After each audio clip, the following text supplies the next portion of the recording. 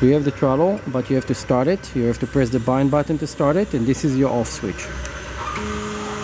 And then shut it off, it's off. On again. And we're going to give some more throttle. And it's super stable. Look, it's going to keep climbing up, and I'm not touching anything.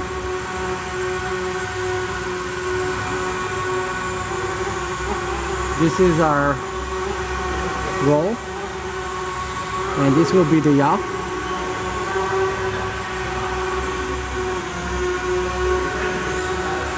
And this is our backward forward.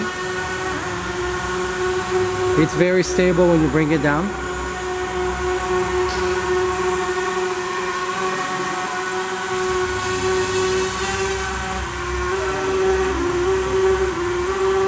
I don't know how fast it's gonna go, but we're gonna try to actually flip the switch for flight, and it's probably gonna launch toward the wall over there. So we are ready for a fast fly right now. Let's go a little bit, see if we need to go forward first.